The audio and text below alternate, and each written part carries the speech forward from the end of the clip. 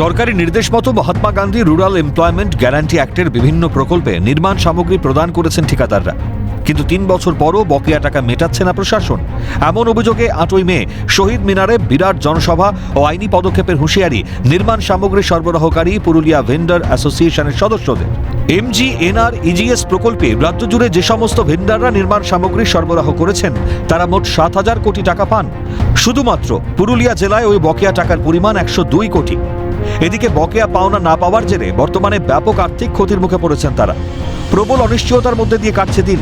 অভিযোগ, একাধিকবার প্রশাসনের দ্বারস্থ হয়েছেন তারা। কয়েকদিন আগেও বিজেপি সাংসদ জ্যোতির্ময় সিং মাহাতোর কাছেও নিজেদের সমস্যা নিয়ে হাজির হন পুরুলিয়া ভেন্ডার অ্যাসোসিয়েশনের সদস্যরা, কিন্তু সুরাহা হয়নি।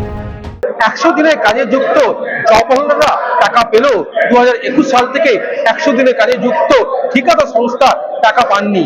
প্রায় এই কয়েকটা বছরে প্রায় ৭,০০০ বেশি কোটি টাকা বাকি রয়েছে এই ঠিকা সংস্থার। গোটা রাজ্য জুড়ে ঠিকাদার সংস্থা আগামী দিনে আন্দোলনের পথে নামতে চলেছে।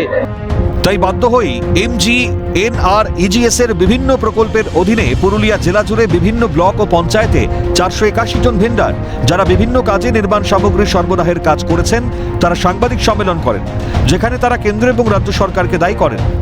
আমরা এই হকের দাবিতে আগামী ৮ই মে আমাদের পুরুলিয়া জেলার থেকে যতজন আমরা মেটেরিয়াল সাপ্লাইয়ের ভেন্ডার আছি আমরা ওইখানে উপস্থিত হব। অথচ আমাদের হকের টাকা দুই সরকার আমাদেরকে বন্ধ রেখেছে, আমাদেরকে পাওনা দিচ্ছে নাই। তাই আমরা রাজ্য সভাপতি মহাশয় আইনের পথে যে হেঁটেছেন, আমরাও আইনের পথে চলব। দায়ী রাজ্য কেন্দ্র দুই সরকারেই দায়ী।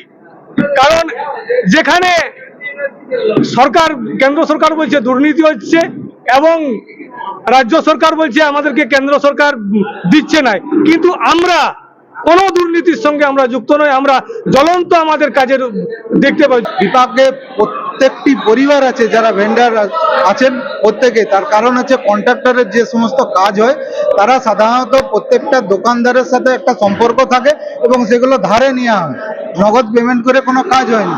বিল আসে তাদেরকে পেমেন্ট করা হয়। সেক্ষেত্রে ৩ বছর ধরে নিয়ে একটা সিমেন্টের বস্তায় হয়তো ২০-৩০ টাকা রোজগার করবে, সেটার জন্য সে কি ৩ বছর ৪ বছর ধরে অপেক্ষা করবে?